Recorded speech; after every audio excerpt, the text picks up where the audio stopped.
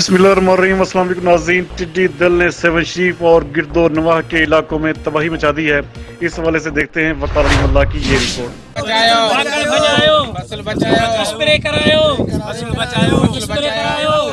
असांजो फसल सुधा साम्हूं जंतर आहे, हेॾे असांजी ज्वर कायल आहे, हीअ जंतर आहे, परियां ज्वर आहे, कुझु काटन आहिनि, कुझु सारियूं आहिनि। हीअ ओचितो अचे कुदरती हमलो थियो आहे असां ते हिन जो टिड्डी दल जो। एतिरो नुक़सानु आहे, हीअ वॾे फसल जा पन सभु कटे विया। हीअ जेका नंढी नंढी ज्वर निकिरे थी सलो उनखे उते ते खाए थी। लखे रुपयनि जो असांजो नुक़सानु थियो आहे। हिन महिल ताईं को बि असां हिनजी जेका हेल्पलाइन असांजी न बंदो अथनि, उन ते असां जामशरो डिस्ट्रिक्ट वारनि सां ॻाल्हायो, हुननि चयो तव्हां सेवण वारनि सां ॻाल्हायो, तहसील वारनि सां, ही उन्हनि जो मसइलो आहे।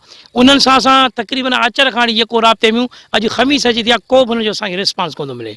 ॾुख थो थिए साईं, CM जो तक आहे, हिकिड़ो पाणी मस मस साण थियो आहे। हीअ थोरा घणा फसल थिया आहिनि, पर जेकर असां हिक हंधा ख़र्चु करे ऐं हीअ तयारु थियल फसल माना असांजे हींअर लाभ वारो आहे। हीअ तव्हां ॾिठो हूंदो वापारी असांखे कल्ह हिन जा पैसा चई वियो हलियो, अॼु हिन जे हमले जे करे चए थो साईं असांजी मूंखे खपे ई न। छाजे करे हिन ते हमिलो थी वियो, हीअ माल गाह कोन खाईंदो, एॾो ई ज़हरीलो जीत आहे। छा असांजो मुतालबो साईं को जहाज़ ज़रिए स्प्रे कराए वञो, बाक़ी ईअं आम दॿनि ते सही कोन थी सघंदो। हिकिड़े पासे भॼायूं था त ॿिए पासे निकिरो थी वञे, हली वरी सेकंड ई कोन था गुज़रनि, वरी जीअं ककर हलंदा आहिनि, छांव थींदी आहे, अहिड़े क़िस्म सां एतिरी ख़तरनाक ऐं एॾी वॾी आहे, वॾे तइदाद में, किरोड़नि जे तइदाद में आहे, जेका ई छांव कयो थी वञे हली अचा। ऐं हीअ नंढा नंढा बेदा थी रहा हेतिरा हेतिरे क़िस्म जा आहिनि, जिन मां 80 दाणा थियनि था बेदा। हिकिड़ी हिकिड़ी टीडियल मां 80 साईं इहे थियनि था। ऐं वॾो नुक़सानु आहे असांजी, ख़ासि करे UC चन्ना में असांजे 4-5 ॻोठ आहिनि, दिलावर खान जतोई आहे, नूनरा, बाग यूसुफ आहे, बचल चना आहे। असांजे पासे साईं चेयरमैन आहे साईं आसिफ अली शाह, उनजी ख़ुदि फसल ते सुबुह जो हिकांदो हमलो थियो आहे। असां उन कमदार खे चयो साईं खे ॿुधाईसि घटि में घटि, साईं खे मथे ॻाल्हाए या छा स्प्रे कराए, चए थो साईं सां पाण ॾिसो आहे, साईं चए थो मां चवंदोसांसि, बहरहाल उन बि अहिड़ो को एक्शन न वरितो आहे। राब्ते में है, उनके हेल्पलाइन पे बात करें, उन्होंने कहा कि कल हमारा एजेंट आएगा, वो सर्वे करेगा। आज तो वो हमारा फ़ोन ही नहीं उठा रहे।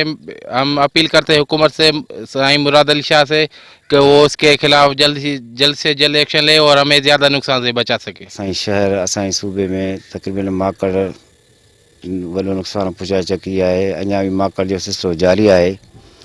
साईं जिन खे सूबे सिंध जे अमलदारनि खे अपील थी कजे ताकी माकड़ जे मथां स्प्रे करायो वञे या इन जेको हल कढियो वञे, छो जो हिन वबा जे सिस्टम में गुरबत तमामु वधी वई आहे ऐं जेको माण्हू बेरोज़गार आहिनि, इहो ई थोरो घणो आसिरो आहे हिन ॿनियुनि जो, फसलुनि जो, ज़मींदारनि जो, हारियुनि जो, ताकी हिन जे लाइ कोशिशि कई वञे वधि में वधि हिन जो माकड़ लाइ स्प्रे कयो वञे।